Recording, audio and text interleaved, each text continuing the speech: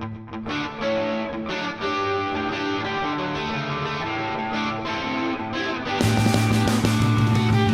it possible to say what this book is about? In the end, it's about death. But it's also a love letter to life. Yeah, but that just sharpens the strange difficulty of dying. I always thought the pressure must come off and you must weaken into death. But in fact, it goes on being very hard to die.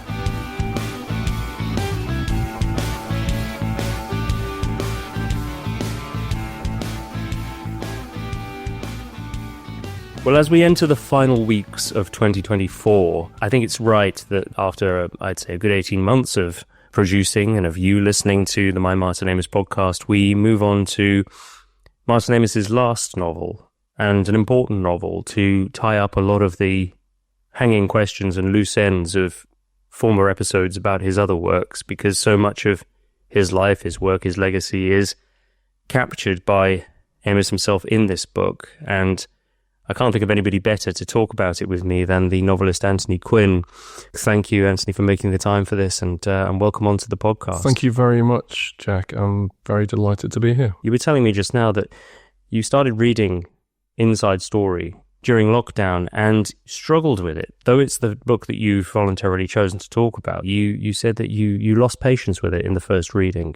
Yeah, well, reading during lockdown anyway was quite strange. It went in very odd rhythms, and I was possibly losing concentration with various kinds of books. I like reading fiction still. I always have done, but this interested me because I'd been away from Amos for a long time. I hadn't read several of the later novels, though I did greatly admire The Zone of Interest. But I suppose with Inside Story, the word about it was that it might be his last book. He actually says at one point, "This will be my last long novel." As it turned out, it was his last novel, his last book. So I started reading it, and several times I thought, I can't get on with this. Its hybrid form is probably quite clever, but it's not really working for me. But I persevered, and I also keep a diary, and I sort of charted my ups and downs with it. And by the end, I'm glad I did get to the end, because I think it is a substantial work.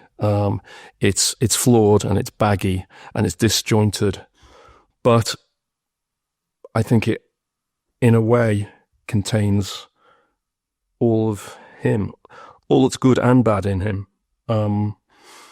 Somebody, I can't remember who, called it the Big Book of Mart, and I see what they mean, because there's his great preoccupations and themes eventually all come out in it.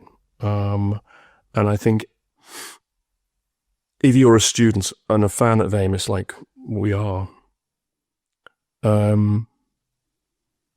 it's a vital part of the oeuvre. How does it stand up next to Experience, in your view? You know, it's funny, I think this is a companion piece to Experience. I think that's another book I found hard at times to get on with,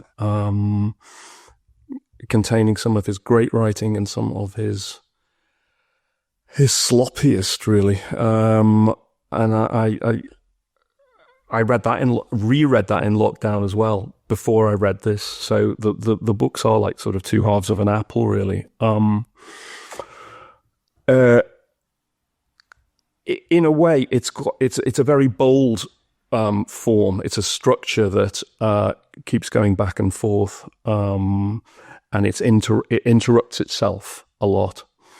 But this book, Inside Story, is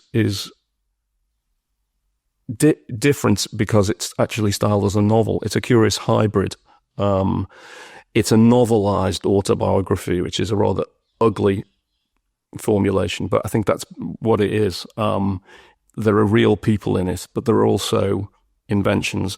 There are real people who go under different names. He calls his wife Isabel Fonseca Eleanor. He calls his kids by different names. But the three main figures lowering over the book are all there under their own names. And in a way, Inside Story is this long goodbye to the three most important writers in his life. There's his novelist mentor hero, Saul Bellow. There's his godfather, Phillip Larkin, the funniest poet in English, he calls him. And then, of course, The Hitch. The Hitch, which is his third great sort of writer in the triumvirate, which I think is the most interesting of all of the portraits, which I'm sure we'll Absolutely, come on I'd love to know why you think that. You mentioned in the promotion to this episode that it is his swan song. I mean, it's extraordinary, isn't it, that so many people in this novel die of similar causes. Yes. Alzheimer's and esophageal cancer. What was the first thing that you feel a reader who hasn't yet come across this novel would need to be prepared for before they embark on it? Well, I think you need to be prepared in all of his oeuvre, to be honest, to really grasp its full significance and implication. It's a summation of his work, I think. Some of it very elegant, some of it very funny. Like I said, there are three late life portraits in there, but it's also interleaved with a novelized account of his love affair with a woman named Phoebe Phelps. A love affair doesn't quite catch you. It's more like a sort of anguished infatuation that lasts from the late 70s to the early 80s. And he'd prefigured her before in novels such as Money. She's a little bit like Selina Street in Money, I think. And this portrait of Phoebe is his own kind of farewell too. It's a farewell to one of his former selves, which is the swaggering Lothario from, in his velvet trousers, sort of cavorts around a bit like Mick Jagger, the literary Mick Jagger. And he looks back on this love affair, with fondness and with sadness, but also this great sort of wild whoop of sexual regret. And that is, in a way, Amos's most powerful subject, it seems to me. It's the drama of being male and obsessed with love of women. That's where his comedy lies, and quite a lot of the tragedy too. Should we start with his romantic love affair with Phoebe Phelps? That affair is marked by sort of longing for sex that is being deliberately withheld on account of Phoebe Phelps's religious upbringing and her experience, which is, I think, revealed later, of sexual abuse at the hands of a priest. That's right. Yeah, it's one great long ache, isn't it? The story, the ache of the heart, and the ache of an organ rather lower down. It's a sort of chronicle of sexual pain and of comic angst. I have never really been convinced by any of Amos's women characters, and maybe you haven't either, until Phoebe, strangely enough. And she is actually characterized in a way that reminded me of the way he talks about men. Oh, really? How so? I think because he takes them more seriously. I think, there's always going to be accusations around Amos of misogyny. I don't think he was a misogynist. I think he loved women. In a word I once used to him in an interview, showing off, he is mulieros, which is fond of women. But he loved women. He loved his mother. He loved his wives and his daughters, and probably a few girlfriends. But I think he wasn't interested in them in the way that he was interested in men. And I think you can see that on the page. His great characters are men. All of his literary heroes are men. His best friends are men. And with Phoebe, it seems to me there's a sort of level of sympathy and interest and intrigue that he never achieved outside of that. Unfortunately, he can't quite sustain it. And in the end, she becomes, like so many of his central women characters, this sort of big-breasted temptress, the seductress. But up to a certain point, I think he's really taking her seriously, and she comes through as a proper character. And there's some great comic set pieces, not the sexual ones, but the one where they go to the party for in Park Lane is hilarious, and they can't get past the doorman because he can't find the party's name. He says, "I've got one here called IOU," and it's such a Martin Amos story that. Of course, it goes very dark around Phoebe, and I didn't see the whole sexual abuse angle coming at all, horrifyingly. But again, as a sort of farewell to his days as a Lothario and his life as the cocksure lover, it's quite touching, and it feels to me convincing in a way he never was about, Nicholas VI or Ursulina Street or any of his other rather sort of oversized but undernourished women characters. The book is quite diffuse, and sticking to one subject like Phoebe Phelps or anybody else that appears seems to get away from other important strands the moment you start talking about it. I mean, as we were talking about Phoebe Phelps and her experience of the priest who abused her, it then got me thinking about Amos's own views about religion early on. He lived through a time in which he said, "I pounced off anti-clericalism, off rejectionist anti-ageism, and the tenets of the sexual revolution." He sort of confesses, doesn't he, to the fact that much of what formed him as a writer and as a citizen of his time was a sort of opportunism. Yeah, the early 1970s, a time of, great sexual ferment and political self-questioning. I don't know whether he'd read The Female Eunuch, but I know he was aware of it. Well, Germaine Greer is another one of those female figures in his life. Countercultural figures, yeah. I think he was very well aware of, the arguments and of the controversies and of the minefield, but he was, I imagine, rather persuasive as a young mid-20s literateur. Sort of, you had this idea of him sort of darting around, West London and getting into romantic scrapes. And, he was a young man, footloose, very attractive, a literary pedigree. I imagine women were, hugely impressed by him. And as you say, he had plenty of opportunities to get his end away, and did. And that became part of his, early work. It was the energy and the drive of his early work about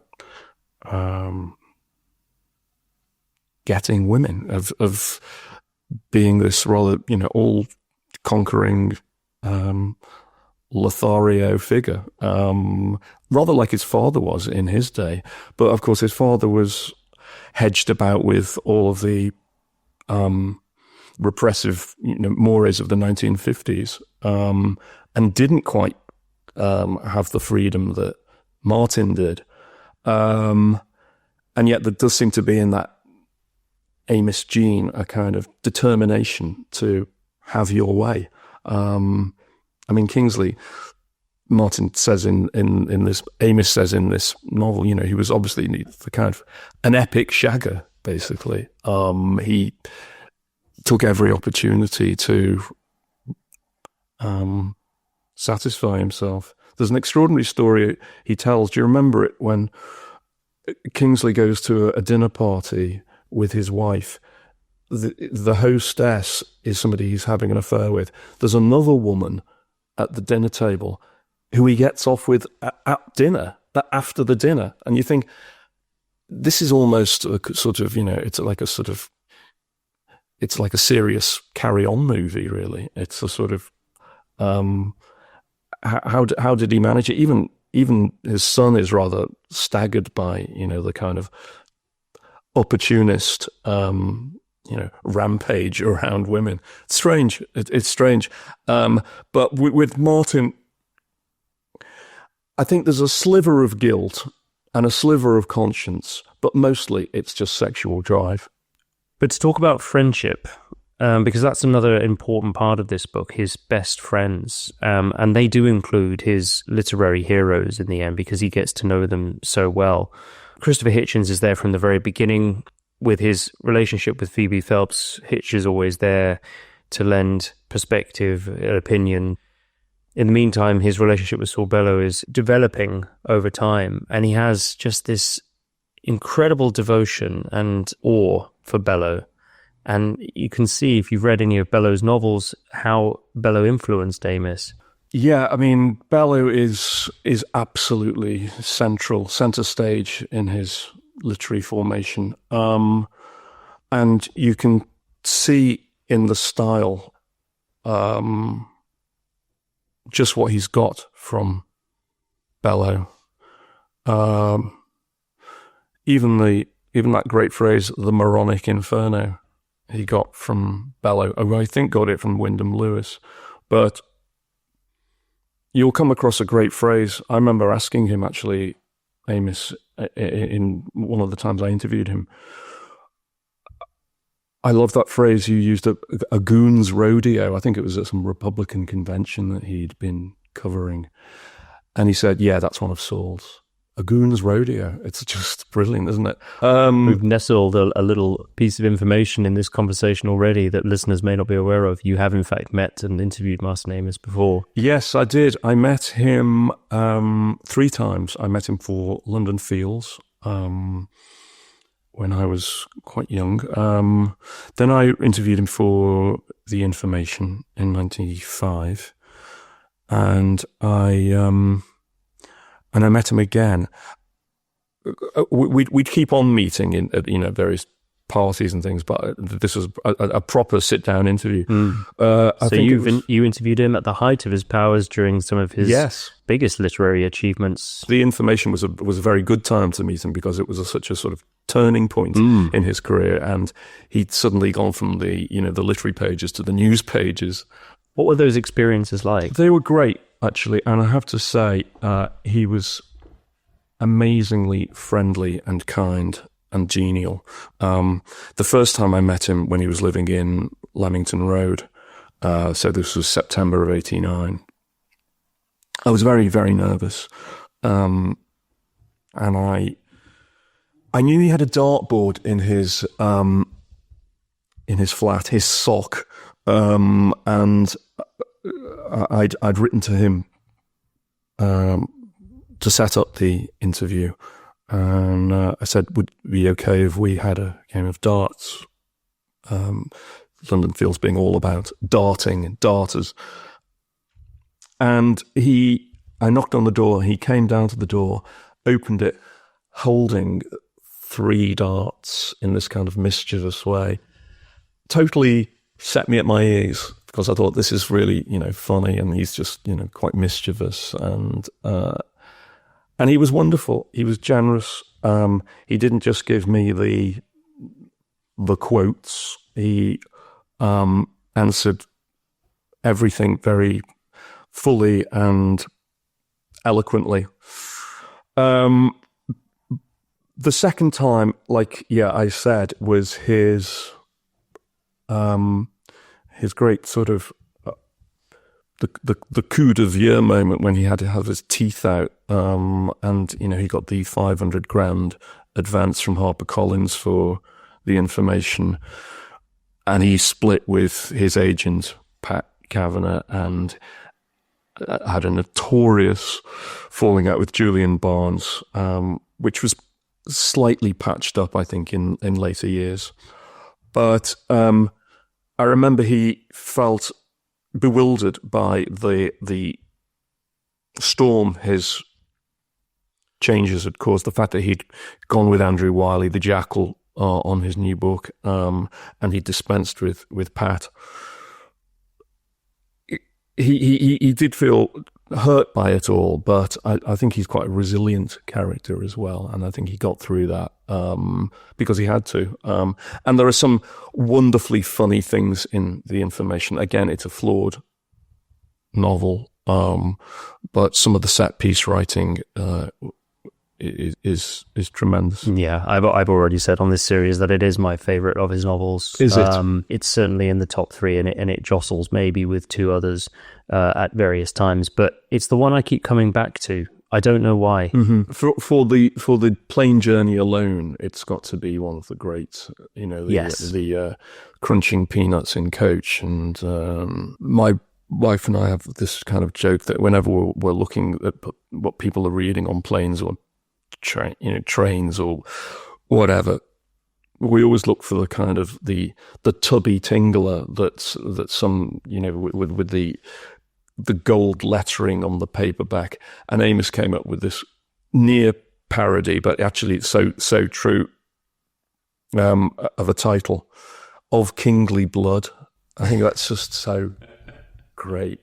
But yes, anyway, so the information, wonderful in parts, a bit of a curate, but yeah, it's great. And the third time was at his later residence in Regent's Park Road, just before he left, I think, for America, which was, anyway, that was for the Stalin book, Coburg the Dread. Coburg the Dread, that's right. When he seemed rather melancholy, and again, polite and friendly, and, you know, poured me a glass of wine in his little hut in the garden, and was tremendously generous with his time. But all accounts seem to point to his generosity and his wonderful flair for hosting. He starts off by talking about the shared etymological root of the word guest and the word host, and how he sets up the novel by inviting you in, which he says is the job of every writer. Every writer, it's interesting, like you've been today, has to be a gracious host and ask what you would like to drink and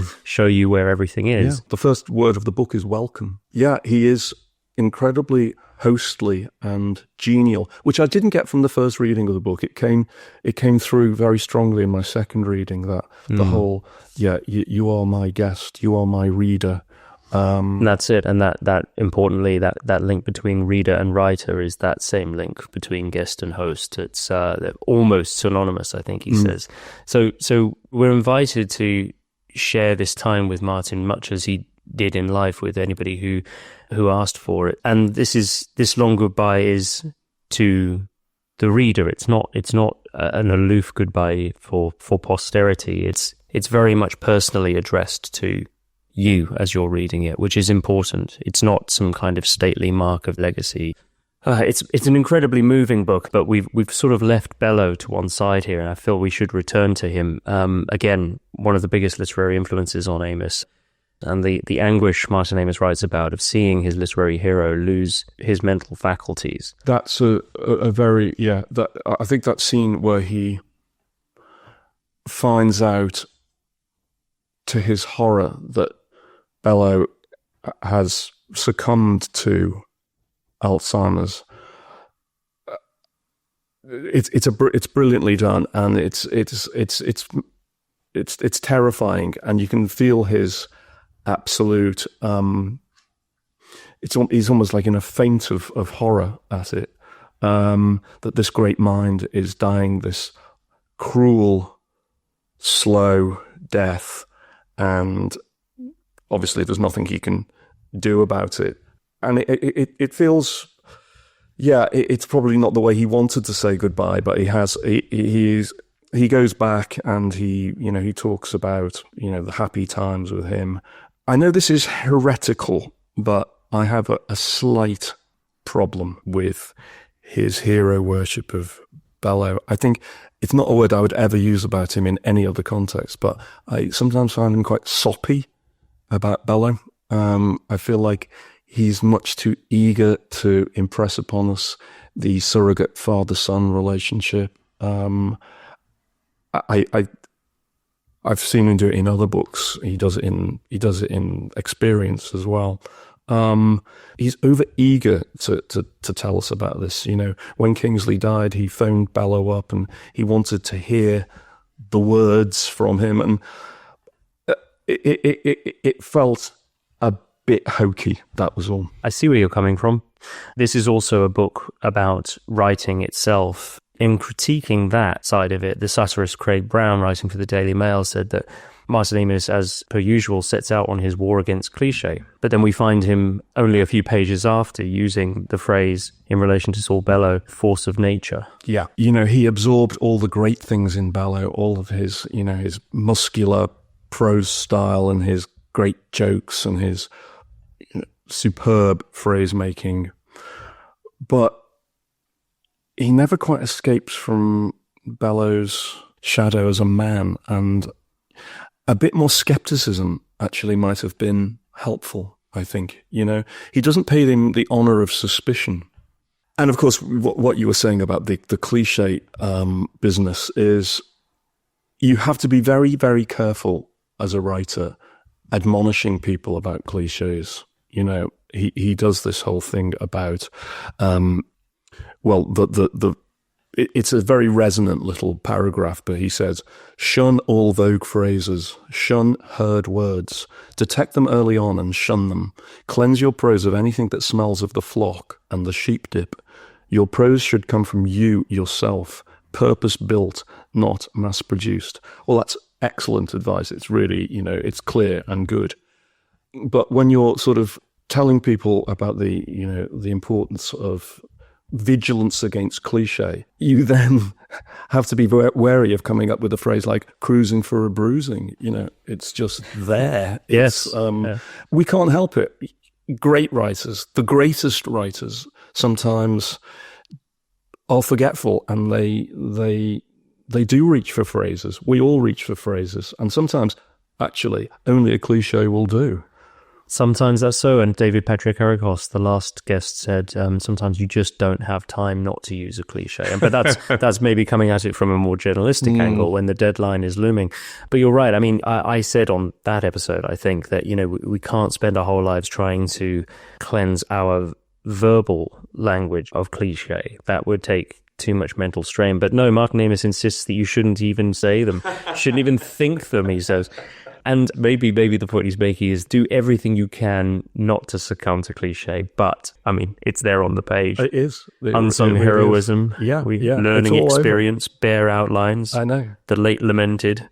I appreciate everything he says about that, but I think that it is more to remind us to focus our minds on trying to avoid them rather than never using them. That's right. And I think quite a lot of these sort of grammatical, you know, pointers and aids to the reader are really useful, actually. I think some of it is great, you know. We can go through his writing advice now, I think, because it is such an important part. I mean, there's some really interesting stuff that he brings up to clarify long fretted over and debated areas of decorum, like the me, myself, and I problem, you know, when to say me and or someone and I still don't understand that, to be honest, but I love the attempt he makes to give that clarity, where he says, you know, if you write the wife and I went to the pond to feed the ducks, imagine that the wife wasn't there. I went to the pond to feed the ducks. Exactly. That's why it works to say and I. If it's me and the wife went, then what you're saying is me went. Yeah. You know? Yeah. And he says, and he calls myself just a crap word. Yeah. He makes it sound sort of clunky and stupid, doesn't he? It had never occurred to me. But he's really good on, you know, the control of tone and word choice, and, you know, even from, you know, when you're writing a long novel, you know, he'll say, give the reader time, give the reader breaks, little spaces for them to breathe. And I think that's such good advice. You know, break up the page. It's really craftsman-like advice. Really, it is. And I love that about it. I used to think that what he was doing was a kind of magic that couldn't be thought of as anything like craftsmanship, something so crude as putting things together in certain shapes. But the more I've matured, the more I've realized that it just depends on the degree to which you refine that craftsmanship and the way you think about it. So when he writes, for example, about the length of paragraphs, long ones, he says, are for the highways, and short ones are for city traffic. Brilliant, that, isn't it? Yeah. There are little other things here I've written down that he says, no one speaks in semicolons. Okay, noted. Perhaps we should talk a little bit about elegant variation, because he has a lot to say about this. Sometimes when you're writing, you want to avoid word echoes, but he says at the level of the verb, you shouldn't avoid using the word use or employ, twice, and then use the word employ. Yeah. What are your thoughts about elegant variation? I EV, remember I didn't know what elegant variation was until I read a review by Martin Amos of a book, a biography of Abraham Lincoln, where he talks about this. And I realized that I'd been doing it quite a lot of my life. And I thought, oh, this is terrible, elegant variation. Yeah, you're just being fancy, really, for no good reason. Obviously, a writer doesn't want to keep on repeating words. But sometimes it's good to repeat words. And, it gives a sentence a sort of, a sharpness or a rhythm. But, yeah, I like the way he rounds on Hitchens for doing that. Dissimilitude or something, whatever it is. Oh, that's gracious dissimilitude. Yes. The phrase he uses a lot with this stuff is that cluck of contentment that you want to avoid, where you can tell. That's very good. You can tell as a reader that the writer is very pleased with themselves for having pulled off a sentence in a certain way. And Amos himself wasn't innocent of the cluck of contentment. I mean, I can't quote it offhand, but I remember there was a passage in Experience where he's saying, I've got a sentence to tell you about Fred West and his appallingness, and here it is. And it's a sort of sentence where I think he uses the word sawdor, which is not a very common one in English. I think it means moral filth, but he was doing a sort of, it's more than a cluck of content, and it was a whole sort of, round of self-applause, really. And I thought that was very unusual for him. As a phrase maker, he must have had stuff quoted back to him quite a lot. And God knows that would give any writer a cluck of contentment, wouldn't it? If you know that people are, examining and scrutinizing your prose and trading it with their friends and saying, isn't this great? It wouldn't encourage modesty. But I think, generally speaking, I think it's a very good idea that he points out that, that fault, because I like I said, I wasn't aware of it beforehand, but now I am aware of it, and I thank him. So where do we begin with a choice reading from the book, Anthony? Do we go back to Phoebe Phelps? Do we choose a passage about Bellow? Maybe the hitch? The one thing that really struck me, it's actually a quotation from Larkin, and it's not his, so I don't know how useful this would be. But it's something Larkin writes to Monica Jones. This is at once very direct, heartfelt, useful, and slightly cruel. In the early 1980s, I knew nothing much about Philip and Monica. I know a lot about them now, and nothing stands out as starkly as the letter quoted below. They met in September 1946. By the summer of 1950, Philip had come to me, as Monica quaintly put it, and in October 1952, he wrote to her with this advice. Dear, I must sound very pompous. It's simply that, in my view, you would do much better to revise drastically the amount you say and the intensity with which you say it. I do want to urge you with all love and kindness. I'd even go so far as to make 3 rules. 1. Never say more than 2 sentences, or very rarely 3, without waiting for an answer or comment from whoever you're speaking to. 2, abandon altogether your harsh didactic voice and use only the soft musical one, except in special cases. And 3, don't do more than glance at your interlocutor, wrong word, once or twice while speaking. You're getting a habit of boring your face up or round into the features of your listener. Don't do it. It's most trying. I chose that because I think it's, first of all, a very well-observed thing in Larkin that he is trying to correct the woman in his life and trying to do it gently and kindly. And yet it's also, like I said, it's rather cruel too. I'm interested in why Amos quotes it, because the way he goes through 1, 2, 3 is also very Amosian, and he does that in this book. He sort of counts through his little pieces of advice, his little pointers himself. I also think it's one of the starkest realizations that you get in his writing about Larkin is how much he dislikes Monica. He can't understand the place that Monica occupies in Philip's life. And I think he is brilliant on Philip Larkin, the poet. He's wonderful. He's written essays, many great essays on him. But I think he gets Philip the man, Larkin the man, wrong. And I think he is unnecessarily censorious of him. I think it's a real failing in this portrait of Larkin that he won't understand. He refuses to understand Monica's part in his life. Difficult woman though she unquestionably was, he was with her for 30 years. And I think Amos is condescending to Larkin and patronizing to him, and he's unforgivably cruel to her. Okay, well, let's talk about Philip Larkin, because again, one of Amos's literary heroes, also Kingsley Amos's best friend, and to whom Kingsley Amos was perhaps his only really true close male friend, and somebody who he really admired and looked up to. That passage that you just read underscores a lot of the dislike for women that Larkin had. He always felt inadequate around them. He always felt a sexual failure. Much of the comedy of his poetry is born out of the sense of the lifelong, inescapable failure. A thwartedness. He feels a terrible thwartedness.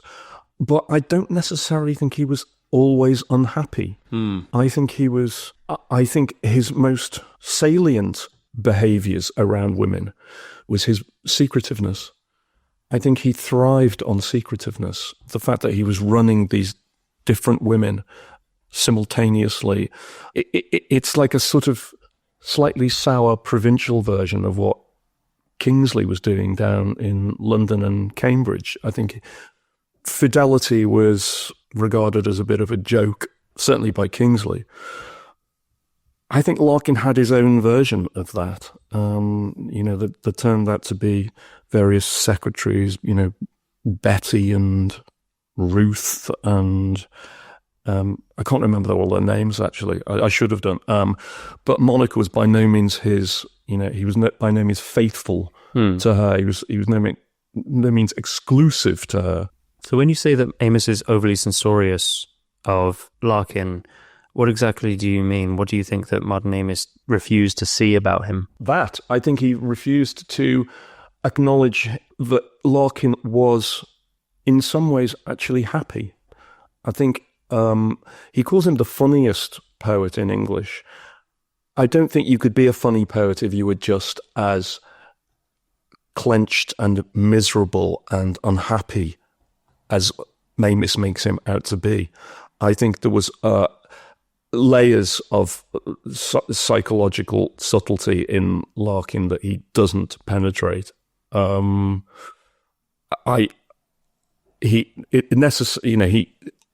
necessarily he compares Kingsley and Philip quite a lot. And, one is the kind of the great lover and seducer and carouser, and the other is this librarian who stays in Hull and, looks after his mother and writes to her 3 times a week.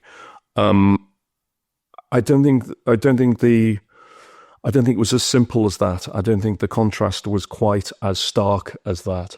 I think Larkin had his own way of living with himself that wasn't necessarily a terrible, dreary, godless fear. He was more interesting, I think, as a man than Amos makes him out to be. So we couldn't end this conversation without asking you how he's influenced you as a writer and as a novelist in particular. Have you taken the rule about never including dreams, sex, or religion into your work?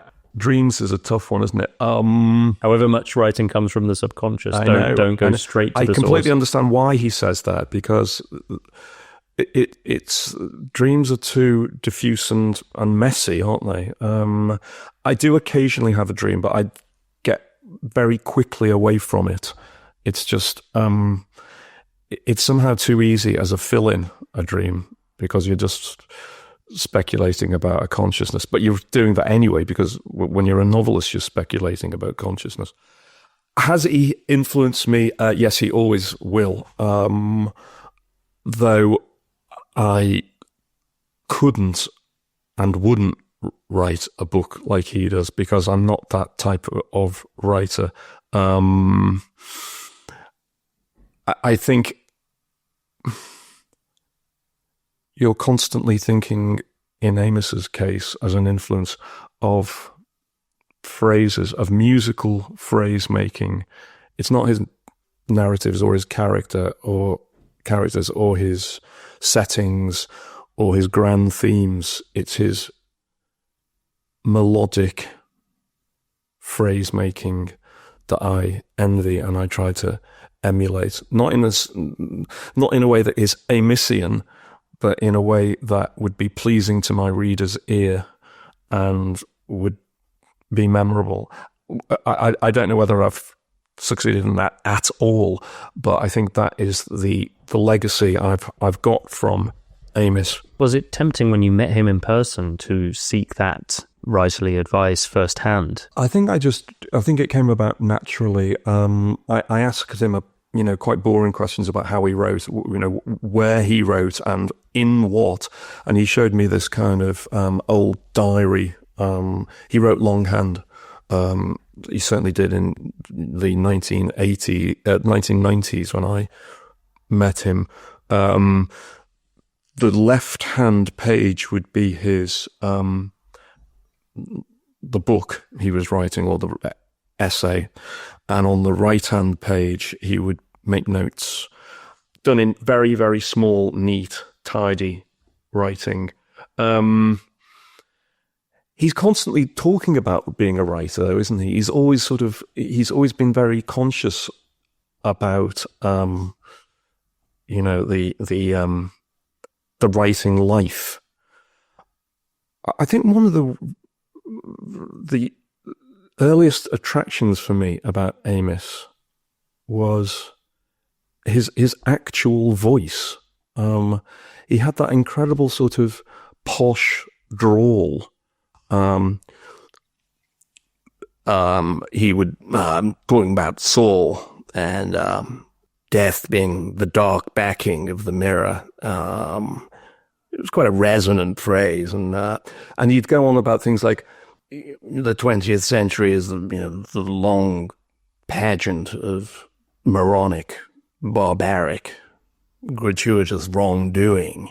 And you think, oh God, this is great, and it was just the voice. It was that sort of... A little verbal footnote to listeners here. Not only was that an excellent Amos impression, and the first Amos impression we've had on the series, but also Anthony captures the facial expressions of Amos very well. Yeah, I know what you mean. He was an attractive figure, wasn't he? He was, and so many people, particularly I'm sure of younger generations now, will have come to Hitchens and Amos not through their books, but through their YouTube clips and the interviews. Did you think he'd live as long as he did? That's a good question. I thought when Hitchens died in 2011, I thought Amos would go very, very quickly after. I thought they were like those kind of 90-year-old couples who live and then die within a week of each other. Yeah. That's how it felt like to me, because they were so sort of bound together. And the way that Amos writes about him in Inside Story is poignant, and it's moving. They do their sort of chummy little dialogues. Hitchens calls him Little Keith, and Amos calls him. Well, he addresses him in this sort of oratorical "Oh Hitch" kind of way, which is like a sort of Socratic dialogue or something. It's very, very odd. One thing he says is when Hitchens is on his deathbed, he says, "That's the thing about you, Hitch. You excite love." And I think that's true of Amos as well, actually. I don't know whether you went to his memorial service in May, but there was... I did, actually. Right, Did you? Yeah, I did too, yeah. Oh. And, I don't know about you, but I felt there was an awful lot of love in that church, not just from the speakers, but from the kind of warmth of the audience, applause and laughter. I thought there was an incredible feeling of loss and also joy. It's a surprise to me that he did live for another 12 years, because I'd heard from friends who knew him in Brooklyn and elsewhere that he was ailing quite badly. And his great work seemed to be behind him, though I think he had a slight renaissance in the zone of interest. And this feels to me like a kind of settling of accounts, this book, Inside Story.